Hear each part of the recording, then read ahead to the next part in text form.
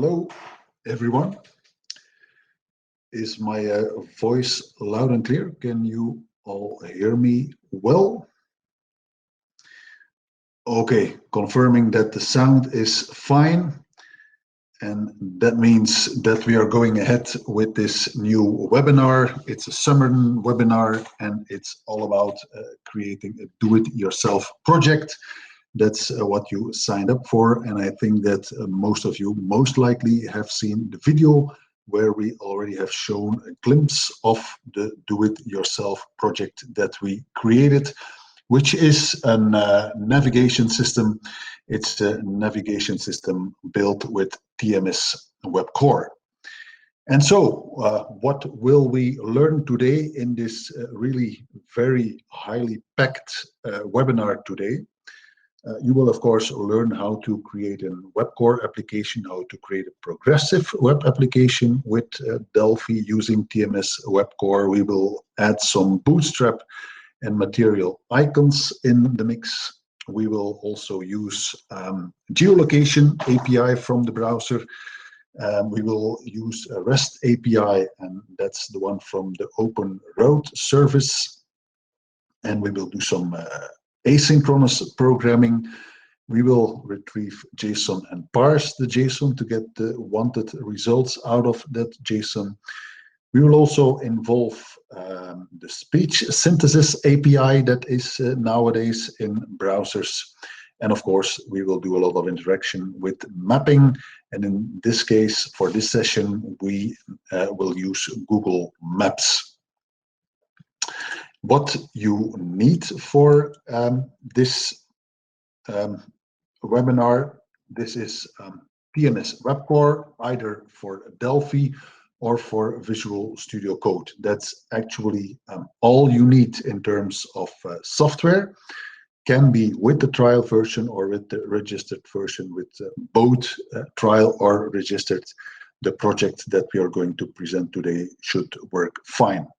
For our Google Maps map on this navigation system, you will need a Google account and create a Google Maps API key for that. For the requesting the road or the directions, you will need an API key from the Open Road Service API, which has a free plan. Actually, also within the scope of this do-it-yourself project, also Google Maps should offer you everything in their free plan.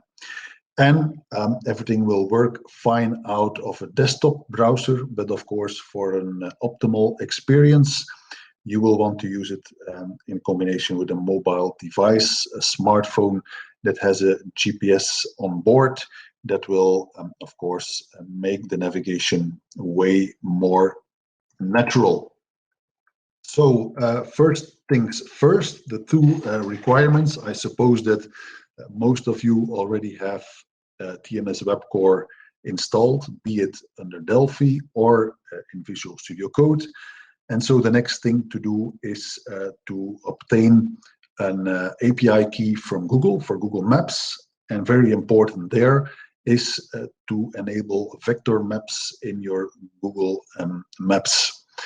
And also request a key from the Open Road service. So let's quickly have a look at how you can do that. So I will navigate to the Google Developer Console and show you where you can find here.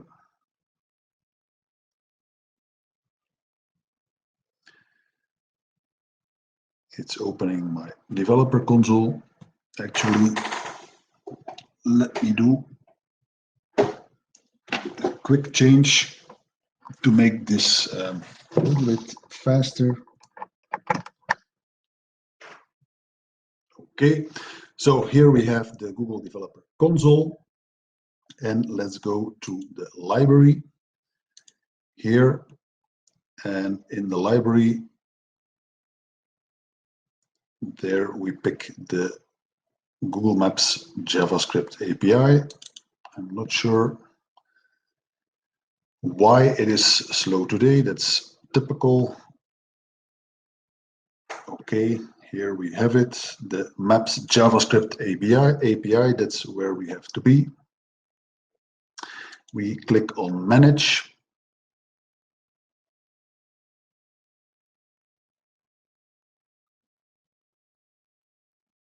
And if we go there, we go to Map Management. And here you can see that you can either create a new map ID or open up an existing map ID. And when I open up this one is the one that I created, that I prepared for today. And you can see here that in the type of this map, the JavaScript vector map is selected. This is important because by default, it is a raster map. And so for this navigation system, we will want a vector map because it's only for vector maps that rotation of the map is supported.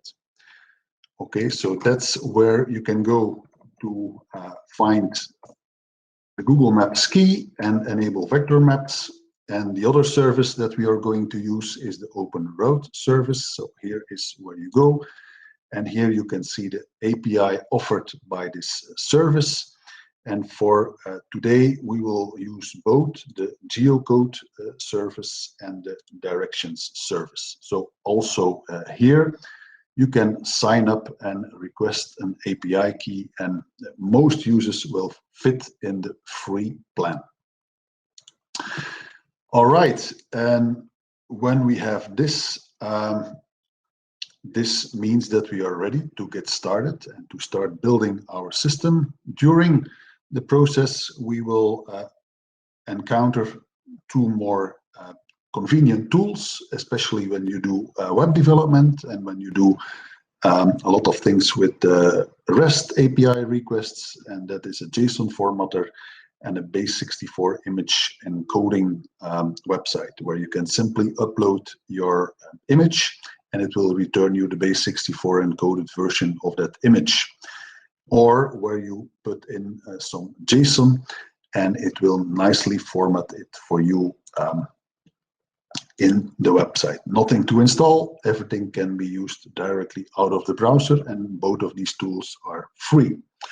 So let's go ahead and get started to build our own navigation system. So in Delphi, here I have TMS Web Core installed, and you can see here the different application types that I have available for creating my application. For today, we will select to create an TMS Web Core progressive web application.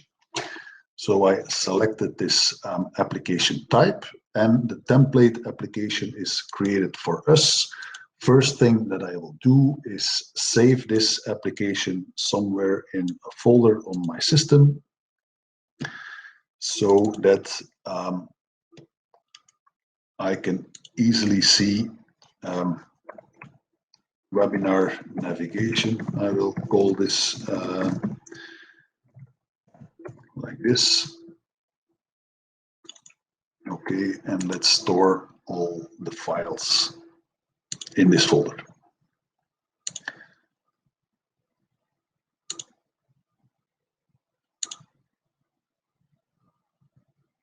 Okay, that happened.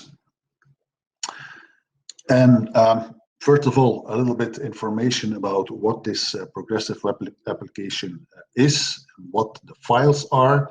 So a progressive web application is an application that satisfies a number of requirements. And when these requirements are met, a browser that supports progressive web applications will allow the user to install that application on the device. And by installing it, it means if that application supports offline use, it can also be used offline. So the application is started from a smartphone, from the home screen, from an icon, for example. It can also be added to the desktop screen from a desktop machine. So when the browser supports it, and actually Safari supports it, Chrome supports it, so on iOS, on iPhone, you can use it. On Android phone, you can use it. So when your application is recognized as a progressive web application, you will see an invitation or have the possibility to add your web application to the home screen of that device. And for that, you will have typically 3 PNG files, which are icons for your application in different resolution.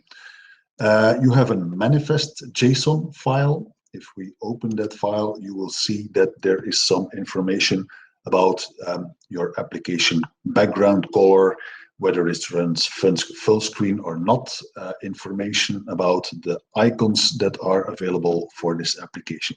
So having a manifest.json file is a requirement for a progressive web application.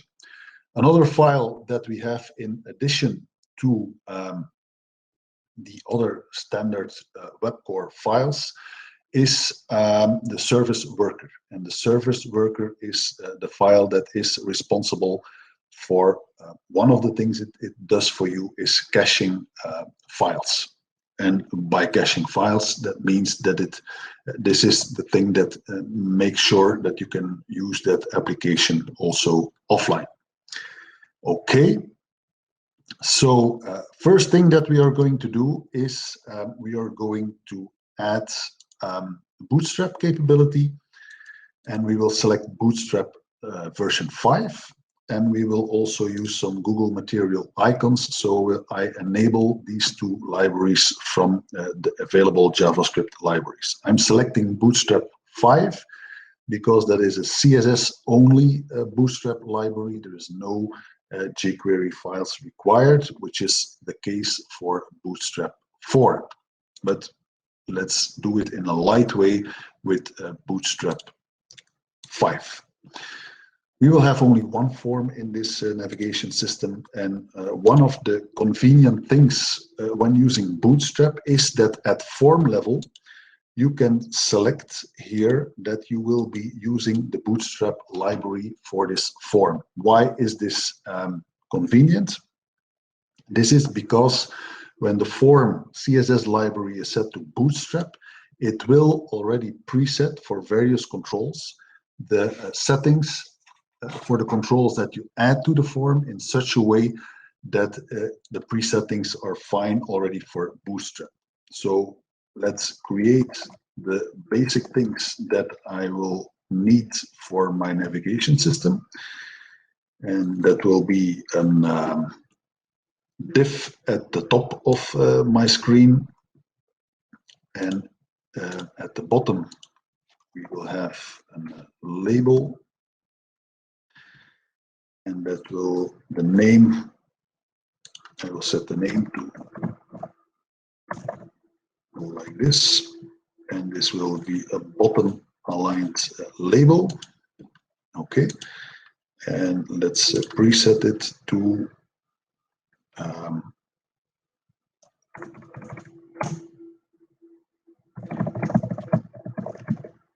some information. This label at the bottom will actually hold the instruction for the navigation system. I will also add the Google Maps component, and this one we will client align within this form. Align client, okay. As you can see for this label, you can see that the element font here is already set to CSS. That is because I did set the form CSS library to Bootstrap, and that means that it expects that you will want to use the Bootstrap CSS for formatting your label. When I add now an edit control, and this will be the edit control with the name ed address. you can see that it has already set element class name, which is a Bootstrap class, form control, and it also set the element font to EF CSS. What I will do now is also align it, but I will use alignment with margins. Let's increase these margins a little bit, and I will top align it within this div to the top. Okay, and of course this does not need a text, our edit control. No, we can give it a text hint. This is where our address will go. Please enter your destination address. Okay, and then we need a couple of buttons. I will add a couple of buttons of the type web bit button, and this button type will allow me to set a glyph, and in this case, for this application, that will be a material icon. We will need 3 buttons in this application. One to start the route calculation. We will need a button, and this button will be the button to repeat, to speak the last instruction. And on this button, I will use a material icon, and I can set this with the material glyph property. You can see here that it has all the names of possible material icons. So these are accessed by name, and I will select the repeat name for this button. The list is quite large. It has looked up this glyph, and you can see here the glyph on the button. I also don't need text for the second button, and this button will be the button that I can use to give or to set the center of the map back to where my device is located. So that's the center button, and there is also a material glyph icon for that purpose.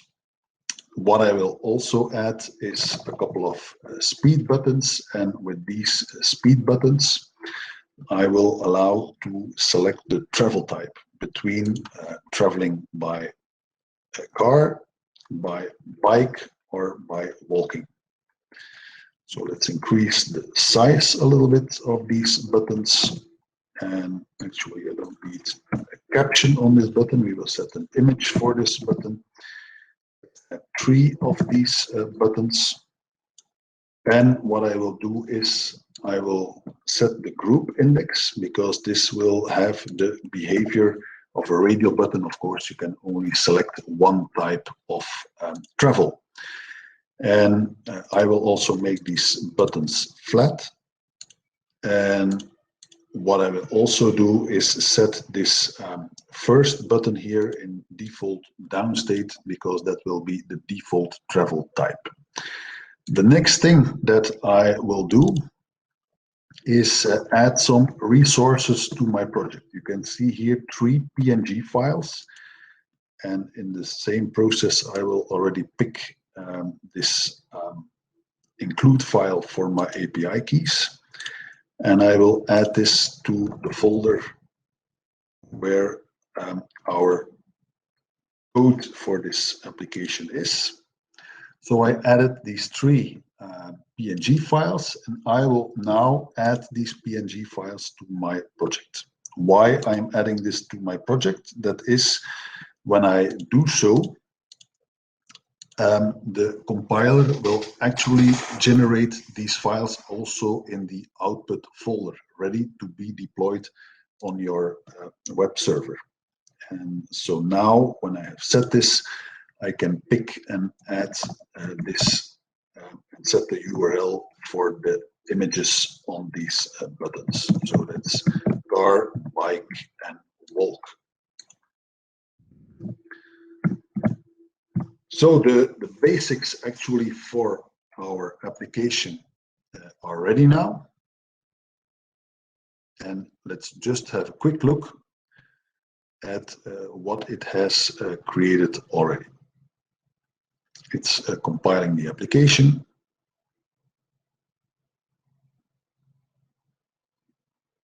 And let's have a look at the results.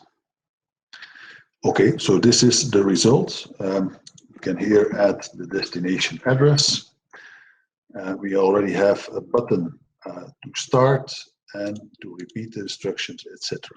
So the basics are there already. What I will do is give some more styling to these buttons. I will make this a green button by adding the Bootstrap BTN success class, and I will make this BTN primary, which make it a blue button. Same for my center button.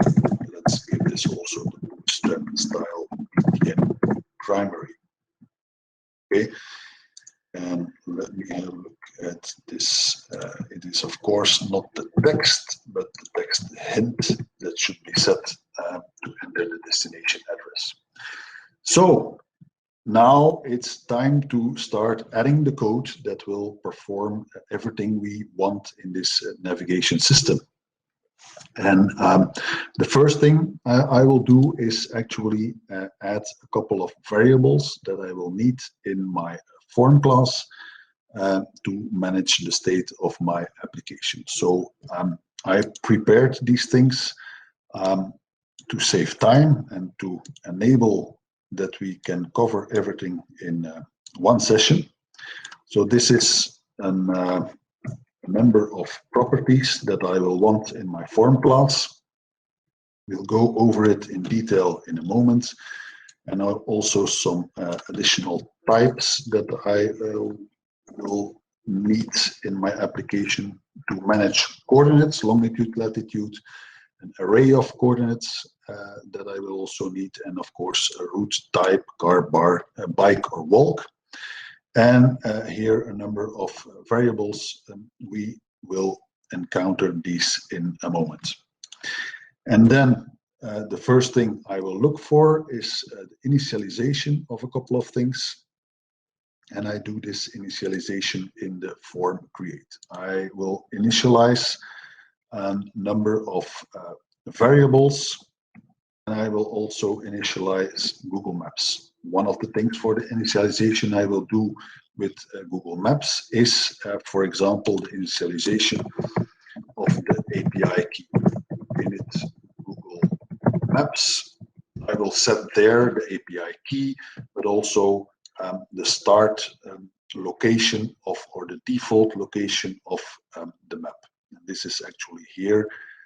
This code snippet performs this initialization. So what I do is I actually set the map ID to my vector map ID. Remember that I mentioned that it is important to have vector maps enabled in Google. And when you create a map with this vector map setting, you need to refer or set the map ID to the ID that you created in the Google console. And you set the map render type to a vector type. Here I initialize the initial location of the map, where it will show initially when I start the application, the initial zoom level, and of course also my Google API key, which is required to see our map. And in the process with copying the reference to the include file that has my API keys, I also copy a number of constants. And here you can see two of them, which one of them is an SVG image as text, and the other one is a PNG image as base64 encoded text. This was actually created by dropping a file on the base64 conversion website, and that was the result that I got in response. I will use these images throughout this application as constants, as encoded images. Okay, and let's see if this already brings up the map now in the expected location which is actually the location where our office is based. So let's see when it comes up. We see that, okay, Google Maps is already initializing, and here it is centered on the location where our office is. So this is already a good start, something where we can work further on with the next steps to do. For the next steps, I will need to add a number of non-visual components that I will use throughout this application. So what do I add? A non-visual component for my speech synthesis. So this will let the application speak. And non-visual component for doing HTTP requests. I will do HTTP requests to the Open Road Direction Service. So that's the component I will use for that. I will also use a timer to refresh or regularly update the orientation of the map. I will use the device orientation component. This is the component that returns the orientation of the device, so whether it's pointing to north, east, west, etc. And then finally, I will also drop the geolocation component on the form. This is the component that will return the coordinates where my device is located. A few remarks about this.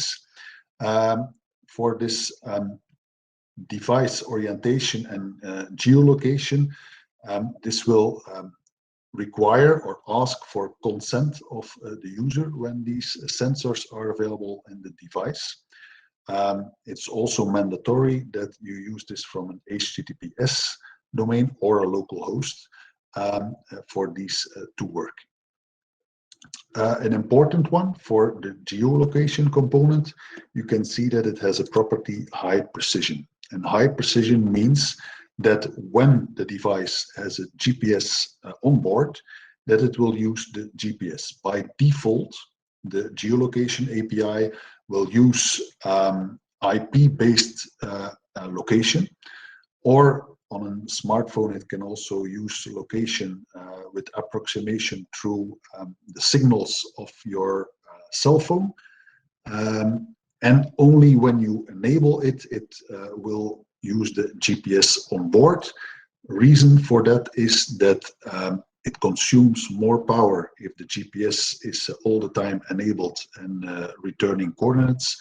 And by default, as such, it is running in low power mode, and using low power means to determine your location. So let's start using these non-visual components now. And first thing I will do is enable these from the form on show. And that is the code that will start using these components. Another thing that we will add is when the Google Map has loaded, we will set here a form variable map ready equals true. Because we can only start manipulating the Google Maps when the map is ready, of course. The next step that we will do is we will fetch the heading, the orientation of our device. We fetch that from the onHeading change event of the web device orientation component. And here we simply get the new returned current heading that is equals heading, that is the heading returned by the device orientation component. And we will use a timer to update the orientation of the map, and we only do this when there is an actual change. And that is to make it a little bit, let's say, to avoid that it will all the time update the orientation of the map only do it when there is an orientation difference of at least 1 degree. That is the check that we are doing here. Okay, and the next step that we will do is when the geolocation of the device is requested or when it is changed, we will want to update, for example, the center of the map to center it on the location where our device is. So I will hook up both the onGeolocation event and the onGeolocation update event to the same event handler, because in both cases we will want that our map is centered to that point. And let me look up that code. That is the code that will be attached to the geolocation change.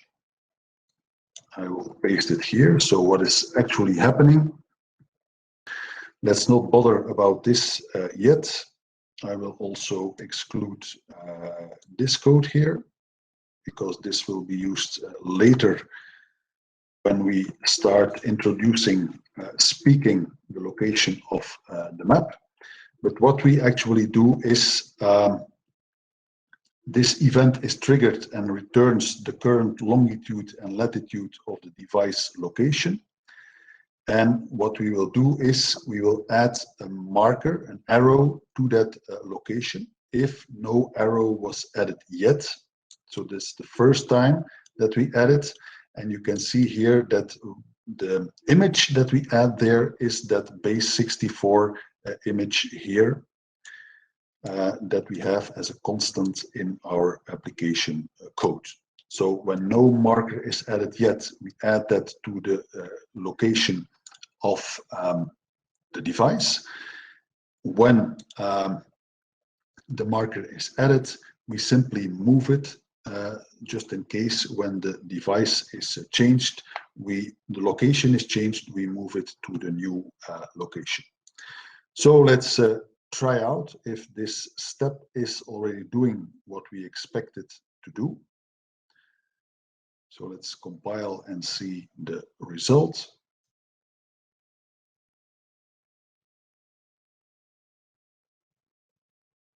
There it is.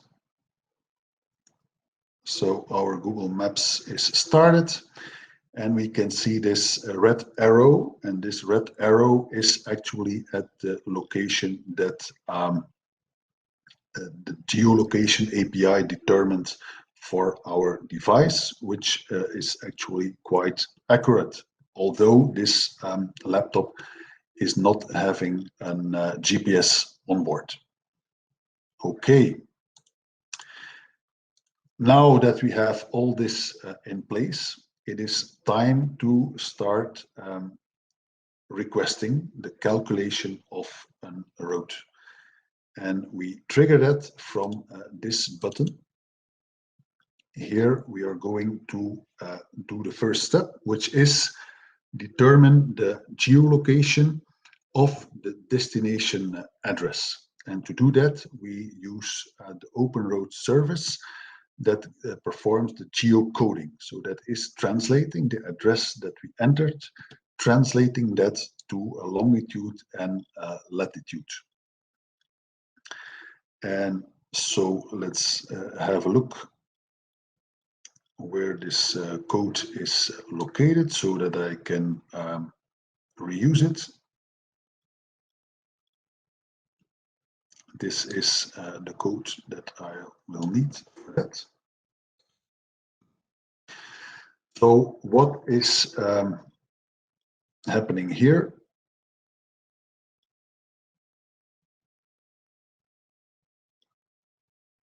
I'm making a little mistake. I'm too fast. This is the code that already performs the calculation of the road.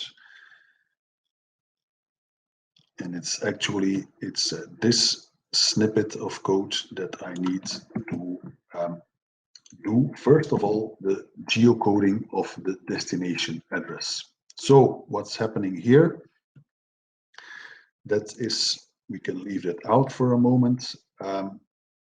We give the instruction that the calculation of the route starts, and then we perform an HTTP request to this URL. So it's one service of OpenRoute service to get the geocoding, and we actually pass the address that was entered. So that is actually the address that I named this component. And so we will URL encode this address to pass it to the service, and to perform that URL encoding, I need a couple of more units. So let's add these units. This is in the REST unit. A moment later, I will also need JSON parsing and some more utilities like base64 encoding. So I add these units already right away. So this is the URL that we will use to request the geocoding. And here you can see that we perform an asynchronous call to with the HTTP request component. And we fetch the request here in the results. So all HTTP requests in the browser are always asynchronous. This is a guideline of web client applications that HTTP requests should not be blocking, that these are running asynchronous. But to write your code in a sequential way, the browser has a nice feature to offer you the await functionality, so that performs an asynchronous request, but nothing in your user interface or code is blocking while it is waiting for that answer. So it's really in the background an asynchronous request, but it's not stopping, or it's actually stopping here in the sequence of the code, but it's not actually stopping the browser thread that handles that. As I'm using here an asynchronous function, I need to mark my method from where this happens as an asynchronous procedure. And marking that can be done by adding an attribute that this one is an asynchronous procedure. Okay. When I get this result, I get the result text from that response, and this will be JSON code. And then we try to parse the JSON. We parse it to a JSON value, and if we inspect that JSON, we can actually log it and then inspect the JSON. So I will log it here so that we can have a look. So we try to parse it. When there are no features within this JSON object, that means that the destination address was not found, and we say so through the speech synthesis and also by showing a message dialog.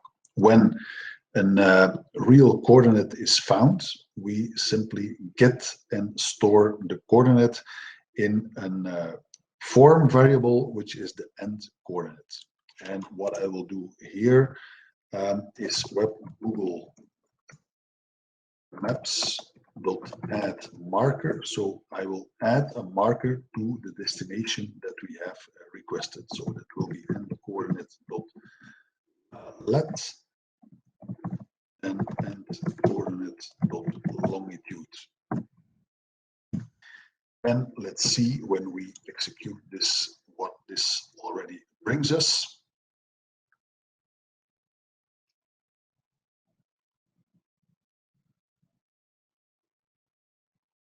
Okay.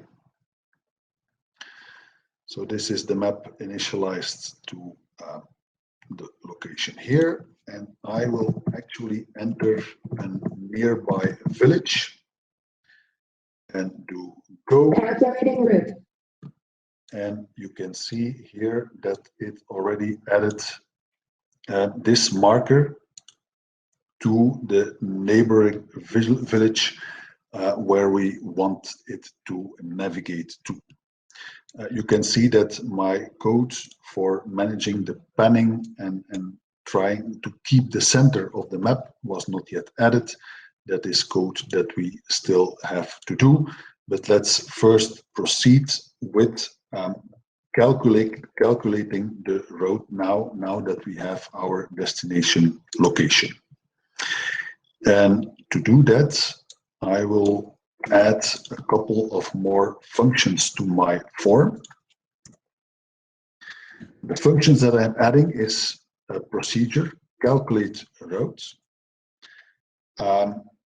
and procedure clear route, so that will clear the markers and polygons of polylines of the previous calculated route when there are. And this will build for us the request URL to the Open Route service that will perform the calculations of the route to the destination. So let's complete this code and let's take the easiest ones first, which is the clear route. And that will simply, while markers are found, it will remove all markers, and while polylines are found, it will remove all previous polylines. The second easy one is creating the request URL. So this is the request URL to the Open Road service.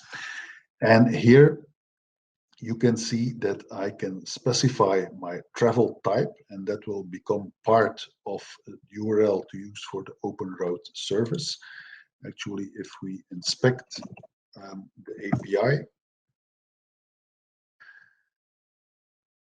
and the API playground for directions, and here directions, the get request, here you can see how this API is created. So you set the type, travel type, the key, and then you set the coordinates where you start and where your route ends. So this is why we are creating this request URL this way. So you can see we set the route travel type, we set the key, and we set the addresses, our start coordinate and our end coordinate, and we will then use this URL to request the directions. Okay, and now comes a biggie, which is the route calculation itself. And let's have a look where this code snippet is located. This is the one that I need for the route calculation. I will go over the code step by step. So what we are doing is, first of all, well, we moved adding the marker to the destination address here. And here we also create an image specified as a data URL. And that image will be used to add along the polyline for our road to destination, to add dots on this polyline. And there will be a dot added at every point where there is an instruction for your navigation. If there is a point where you need to decide to go to the left or right, something like that, that is where a dot will be added. So you will see visually where there is an upcoming instruction for your navigation. And here you can see that we set the URL for our HTTP request to the URL that was created based on the coordinates from and to. And then again, we perform an asynchronous request to get the directions with the await construct. Let me see if I enable that attribute, because also in calculate route there will be such an asynchronous construction. So we need the async attribute. And then we parse the result of this request. This can be either an error or a success. And so when there is in the JSON returned the error part, we know that something failed with getting the directions, and we show a message that there is a failure. If not, we do further processing of this JSON to actually get the results, the directions out of this JSON. And maybe I will make it more clear by showing this JSON response that will make it more clear why we add the code here that is added. I think that I will also need to add 2 more labels. And I have a label for showing the total length in kilometers is this of my road. And this will be the name LBL total. And I will also have a label, and that label will show me how many meters I'm away from the next point where there will be an instruction. And so I give this the caption destination. Okay. So let's have a look at the code. If I did not overlook something, I think we should be fine. Let's have a look.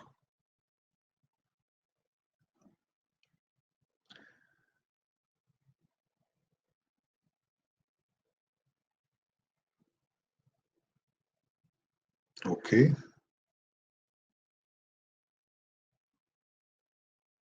First, maybe I will show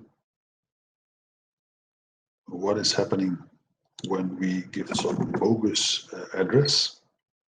Calculating route. Sorry, destination address was not found. So you can see obviously that that location does not exist, so it shows us a message. When I enter a destination that exists, which is our neighbor village, and we calculate the road. Okay, so I assume that was not successful. Calculating route. No. Maybe I need to restart that application. Okay.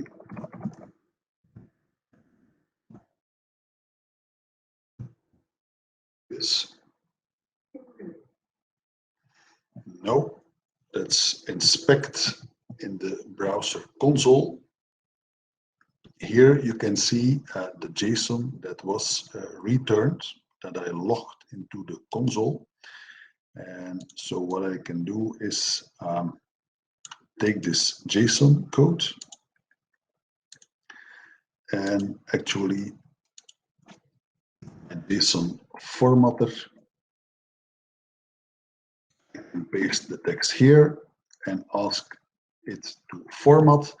And here you can see in a more nicely way how the data is actually returned from that service. Okay, and that's actually what we use to decipher how we should write the code to parse the result. Now I'm wondering why it is not, of course, I think I already know what is happening. Here, of course, when I have done the geocoding, I need to start the calculate road from the start coordinates to the end coordinates. Okay. That should already bring up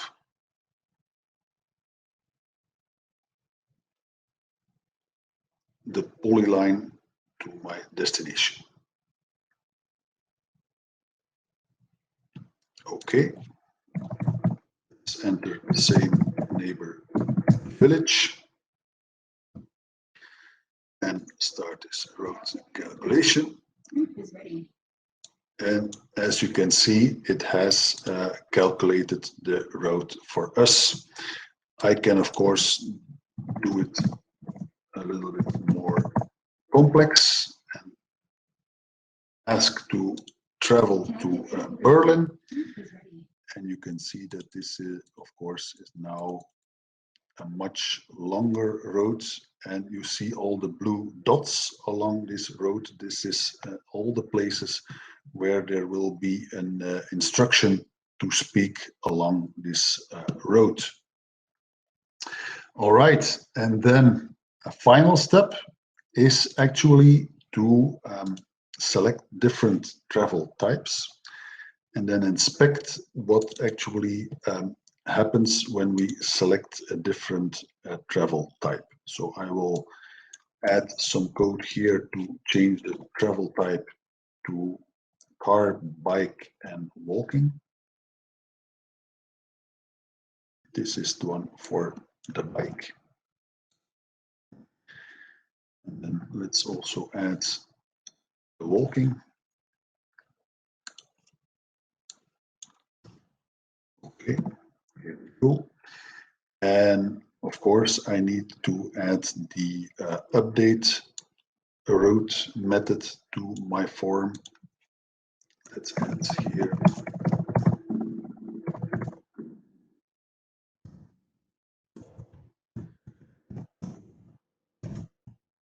Like this. And what I do is simply from this method, I will clear any previous routes. And when it was calculated, I will clear it and I will recalculate it. So let's have a look. If we select different travel types, let's have a look if we see a different result.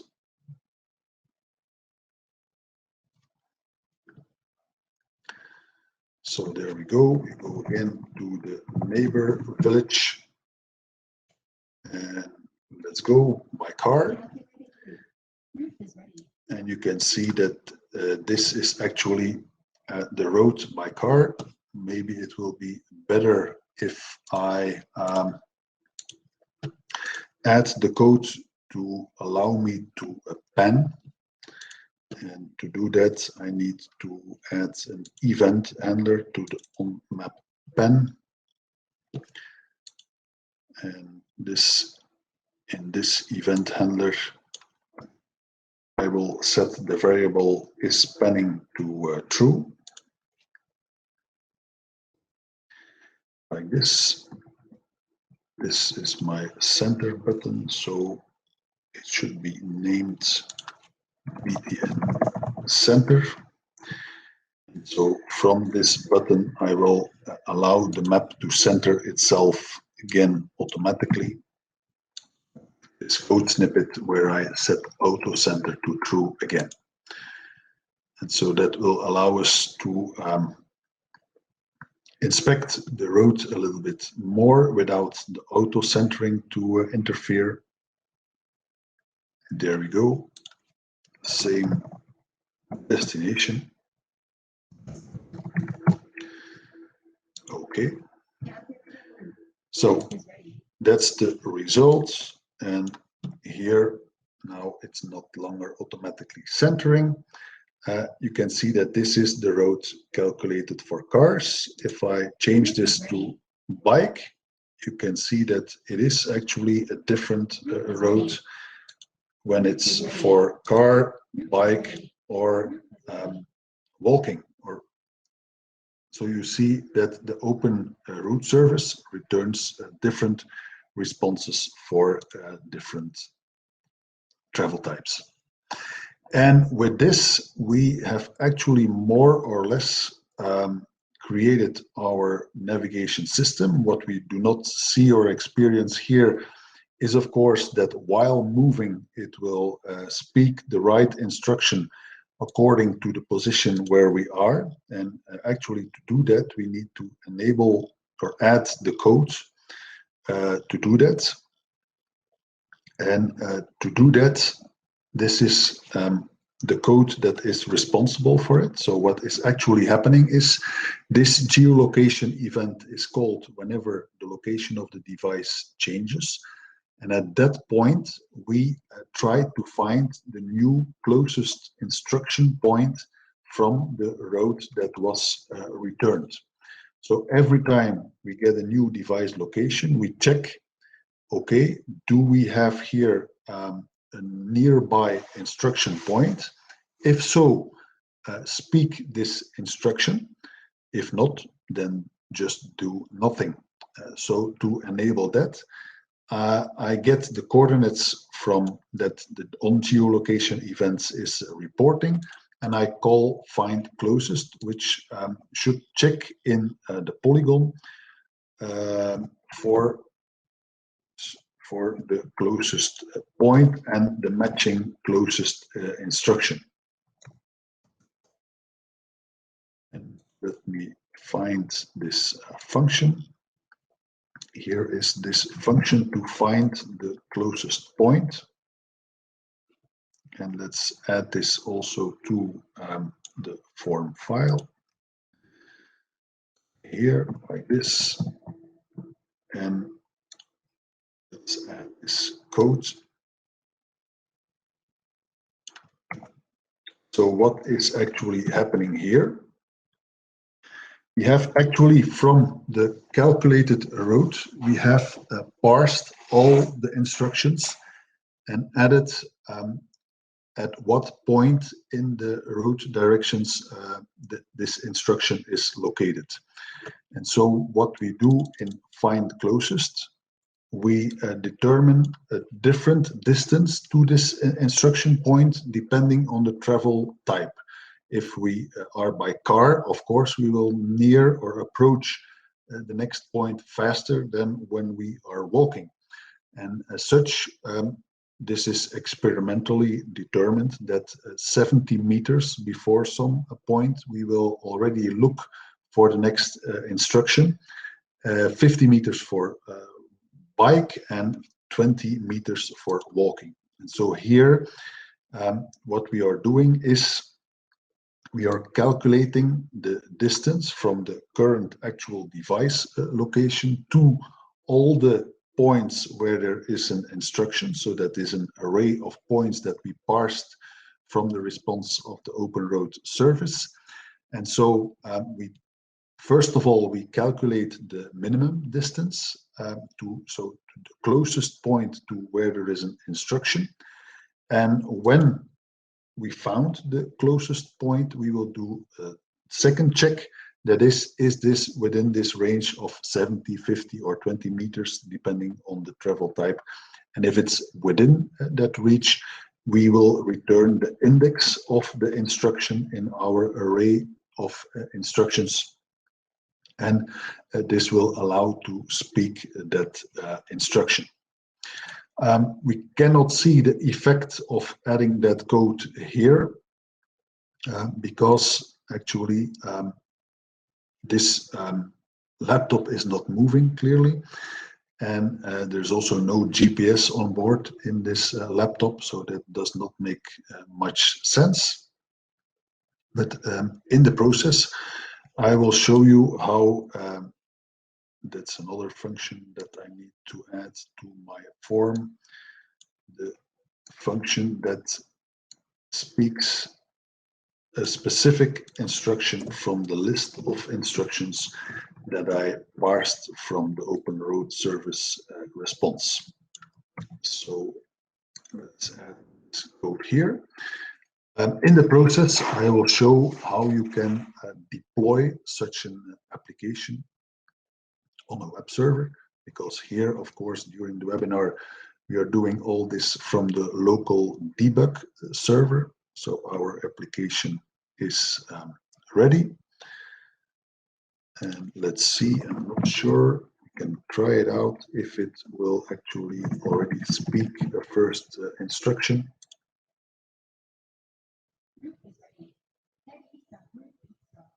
So you can also see here at the bottom of the screen, head east on Route Beekstraat. So that was the first instruction in the list, and this is the most nearby instruction for the point where the location of my laptop is. So let's have a look now at deploying that application. So let's have a look in the folder of this application. And there we have the subfolder TMS Web, and we compiled everything in debug mode. So it is normal that the files to deploy are in the folder, the debug folder. And so these are all the files that make up our application. So you can see that the JavaScript for this application has this size at this moment. Notice that when we compile for release mode, the size will be smaller, because then, first of all, there will be code optimization running, and secondly, there will also be code obfuscation that will make this file to deploy a lot smaller. The map file is the file that allows us to debug the code from the browser using Object Pascal code. Of course, when you deploy the application for real use and not for development and debug purposes, you will never want to deploy the map file actually to your web server. So that's also what I will not do today.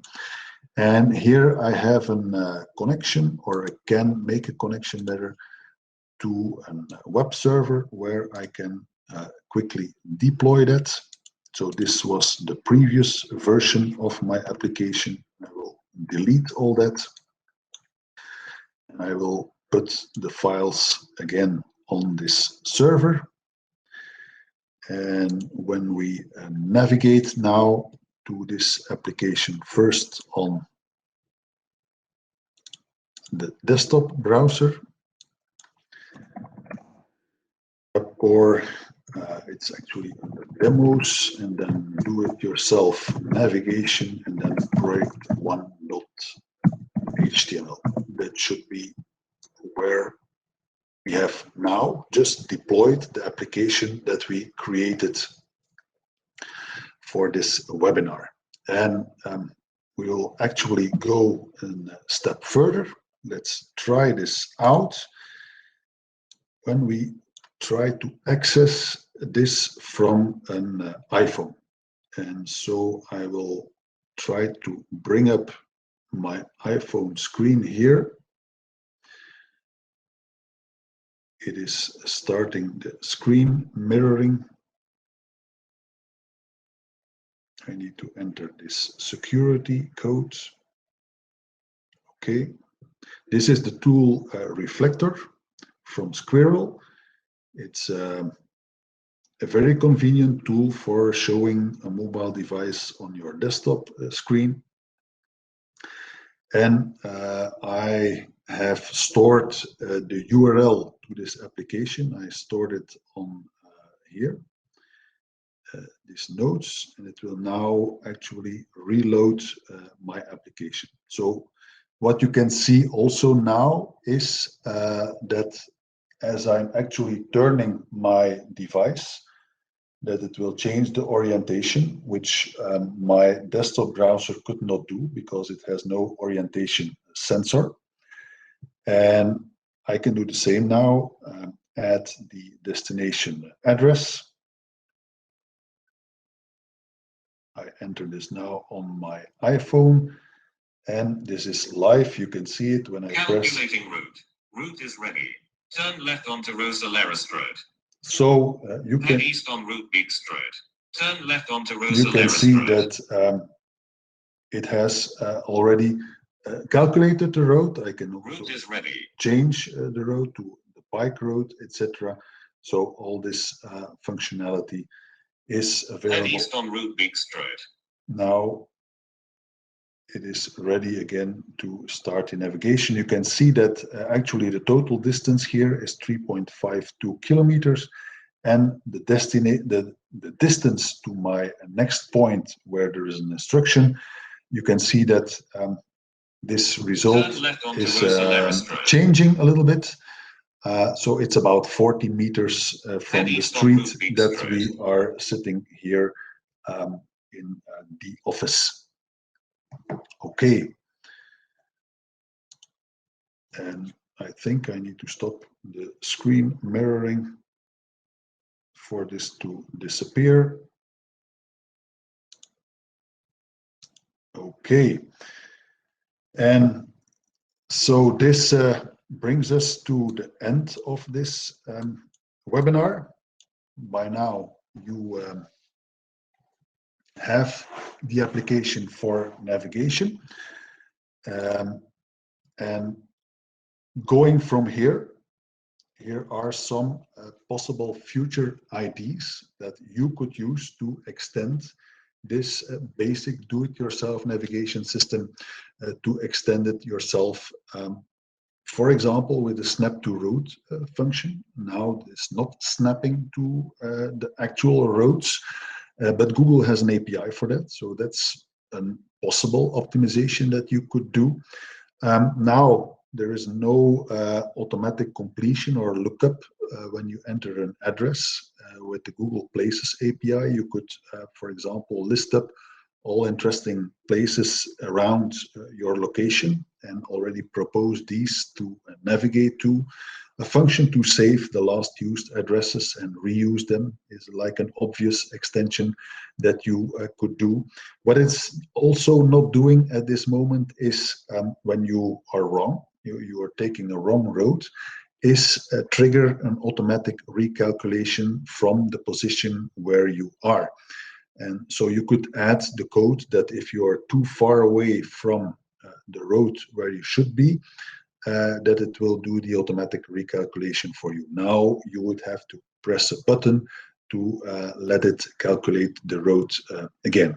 And maybe you have other, better, nicer ideas to do some cool stuff with the navigation system. And that brings me to your questions. So I'm looking at the question pane to see what questions are coming. Is it possible to get the needed time for the road? That is a good question. And that actually depends on the return from, we can actually check that. Let's see. Let's see the response of the Open Road service. And when we inspect the console, you can see here that this is the complete return from this will be, this is the result from the direction service. So let's copy it and let's drop it into this one here. Okay, and let's process it. And here we can see the results. Okay, here we see the duration. So there is indeed duration information returned in the response from the Open Road service. And if you extract that number, you could give that number as an indication to the user. Are there any components in the web core to access something connected on the USB of the device? Yes, there is. Actually, there are USB components for accessing both USBs. Let me look it up. It should be somewhere. Okay, here it actually is. So there, I actually made a video about this. Okay, here's the video. So this is a video that shows you the USB components at work. There is a USB component for HID access, and with serial, the serial protocol over USB and the HID protocol over USB. And so there is an HID and a serial component included in WebCore. In this video, you will see how we connect to an ESP32 device and to a USB dongle with which you can do some electronic trickery. And so I recommend to have a look at this video. Other question, does the screen of the phone stay always on while navigating? At this moment, I did not do anything special to avoid that the screen will dim again. When it is actually, that is something that is interesting to show. Let's bring up the reflector again. Because when I install the application, let's bring it up again. I'm trying to connect. Okay.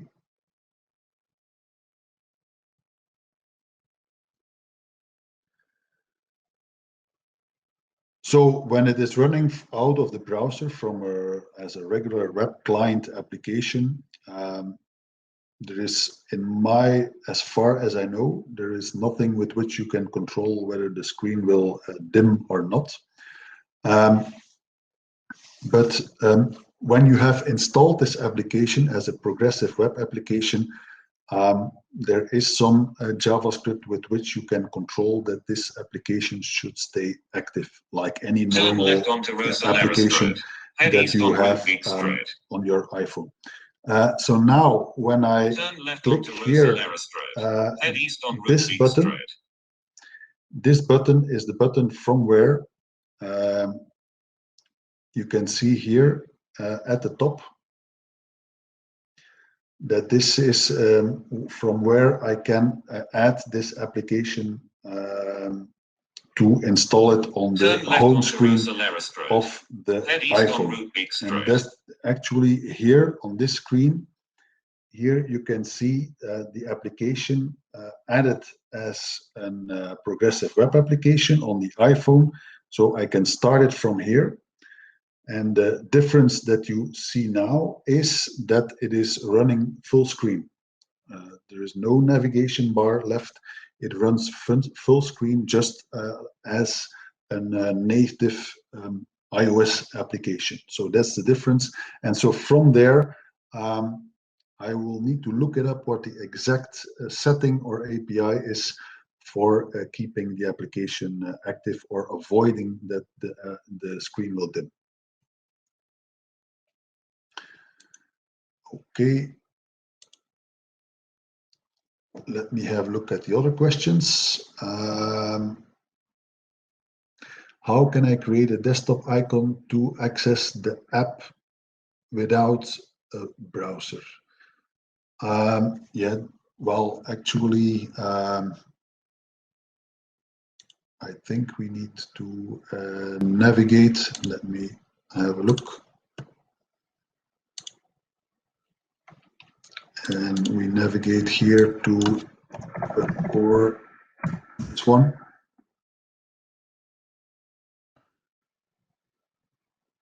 And if you pay attention close, you can see here in the top right that there is here this install dynav application. So that's because it is a progressive application that it meets all the requirements that this icon is showing up. And when I click it, it can now install the app, and that will create an icon on your Windows desktop from where you can directly launch this application, in this case on Windows. So the concept is actually fully identical to how it works on the iPhone, and actually on an Android device, it is the same technique.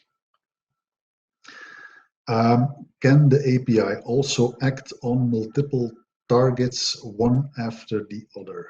I'm not sure if I interpret this question correct, that you would want to add different, or let's say put together a road consisting of multiple sections or segments, and I think there is nothing that should prevent you from calling this API multiple times, and where you set in your next call the start address to the previous destination address and add then a next destination address and put together a road this way. That should be perfectly possible. Is the code for USB serial and USB HID available anywhere? That should be included actually in WebCore demos. Let me have a look under demo, and I think it is under, no.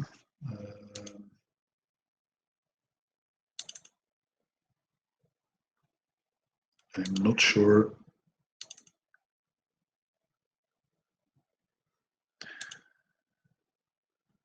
I will need to have a look, or maybe make this this code, of course, highly depends on the hardware that you have, the USB hardware. In our case, it was an ESP32 device and an USB dongle from the company name escapes me now.